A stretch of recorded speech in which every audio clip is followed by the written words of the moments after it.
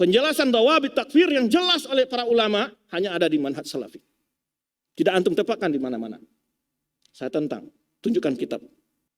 Ini hanya dijelaskan para ulama. Kenapa ketika para dai membahas kekafiran atau pembatalan keislaman justru mengundang dituduh khawarij? Karena tidak membahas secara detail. Pertama, semua hal-hal yang mengkafirkan itu, yang pertama, dawabitnya adalah ada dalil yang menyatakan perbuatan itu kafir dalam Al-Quran atau sunnah yang sahih. Dan ditambah ijma'nya para ulama. Itu yang pertama, tentang hukum dulu. Yang kedua, berlakunya hukum ini tidak personal. Benar nggak dia melakukan perbuatan itu atau tidak?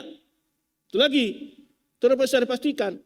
Yang kedua, harus dibedakan antara dalam nas-nas Al-Quran hadis itu, antara apakah dimaksud di situ takfir mutlak atau takfir muayyan.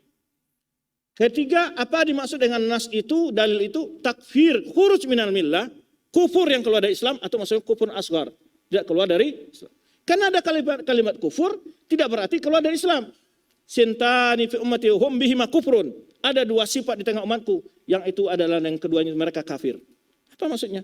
Aniyaha wa ta'anu fin nasab, meratapi mayat dan mencela keturunan orang lain. Apakah itu perbuatan kafir? Tidak. La tarji'u ba'di kufaran. Jangan kalian kembali setelah aku menjadi kafir. Yadri ba'dukum riqaba ba'din. Yaitu sebagian kalian memenggal leher yang lainnya. Ini ulama tidak menafsirkan ini kafir dari keluar Islam. Tapi ini adalah budaya perbuatan yang pantas itu hanya bagi orang-orang kafir. Jadi makanya belajar kepada para ulama memahami nas-nas itu. Karena ada dalil yang dimaksud di situ bukan kufur akbar, tapi kufur asgar. Apa maksud kufur asgar? Yaitu tidak mengeluarkan orang dari Islam. Kemudian dibedakan lagi namanya apa? Dawabit yang kedua apa? Takfir muayyan, takfir mutlak. Takfir muayyan menghukum personal seseorang tertentu. Kalau mutlak menghukum sebuah perbuatan atau keyakinan perbuatan itu adalah kafir. Tapi pelakunya tidak dikafirkan. Contoh para ulama mengatakan orang mengatakan Al-Quran makhluk adalah kafir. Dan itu terjadi di mazhab Imam Ahmad. Di mana Ma'mun memaksa para ulama untuk mengatakan mendoktrin dengan hal ini. Tapi Imam Ahmad tidak mengkafirkan Ma'mun. Itu dobitnya. Bedakan antara. Contoh antum ketika mengatakan pezina di mana? Di neraka. Pelaku riba di neraka. Apakah berarti setiap orang ada tetangga antum makan riba, bermuamalah dengan riba, antum katakan ahli neraka? Itu beda antara hukum muayyan dan hukum mutlak. Contoh lain dalam hadis, Rasulullah sama laknat peminum khamar, penjual khamar, pembuatnya dan seterusnya, pembawanya, penjualnya, ya, orang membelikan, orang menuangkannya, terusnya. Tapi ketika ada di sama Rasulullah SAW, seorang sahabat melaknat peminum khamar secara muayyan, personal, namanya mulaqab bihimar, namanya Abdullah, la'anahullah ma aktsara ma yu'tabihi. Semoga Allah melaknatnya betapa seringnya dia diberi hukuman gara-gara minum khamar ini. Apa kata Rasulullah SAW? La tal'anhu wa la takunu an li syaitan ala akhikum. Jangan kamu laknat dia. Jangan engkau menjadi penolong setan terhadap saudaramu. Fa innahu yuhibbullah wa rasulah. Karena dia cinta Allah dan Rasulnya. Ini kaidah-kaidah ini tidak dimiliki oleh orang-orang yang belajar di manhaj salafi. Hanya keterangan-keterangan ini hanya di masadir kita mempelajari orang-orang salafi. Penjelasan dawabit takfir yang jelas oleh para ulama hanya ada di manhaj salafi. Tidak antum tepatkan di mana-mana. Saya tentang, tunjukkan kitab. Ini hanya dijelaskan para ulama-ulama kita. Ya. Kemudian apa lagi? Sudah berapa dawabitnya? 3. Yang keempat apa? Yang keempat adalah tawafur syurut. Adanya syarat-syarat dan intifa' mawani. Jadi seorang melakukan perbuatan yang telah tadi ijma, ulama mengatakan pelakunya kafir. Kemudian sudah terbukti dia yang melakukan itu. Kemudian ada nama syurut lagi.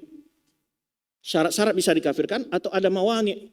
Karena tidak setiap orang jatuh kekufuran langsung dikafirkan. Dilihat syaratnya lengkap. Tidak ada hal yang melarang dia kafir. Ada 4 syarat juga. Ya, ghairu mukrah, ghairu muta'awil, ayakuna baligan, kemudian bulughul hujjah atau ilm. Banyak syarat-syaratnya. Kalau ada orang gila melempar Al-Quran ke tempat yang kotor, kafir dia? Enggak. Kalau ada anak-anak menginjak-injak Al-Quran, kafir dia? Ada syaratnya. Ada syaratnya. ada mawani'nya. Yang kelima adalah yang melakukan penilaian hal itu adalah ulama rasikhuna fil ilm. Ulama yang terpercaya ilmunya. Bukan sekedar ulama-ulama biasa. Memang senior dalam ilmu dan pengalamannya. Ulama yang wara', ulama yang zuhud. Bukan ulama-ulama yang mengejar politik. Jadi bukan gampang masalah itu. Penjelasan ini saya katakan lagi. Tidak akan didapatkan kecuali dalam kitab-kitab masadir yang dipelajari orang salafi. Maka yang terdepan dakwah mengantisipasi kaum paham radikal dan radikalisme itu hanya dakwah salafi. Hanya orang-orang salafi. Kenapa saya keraskan kata saya ini?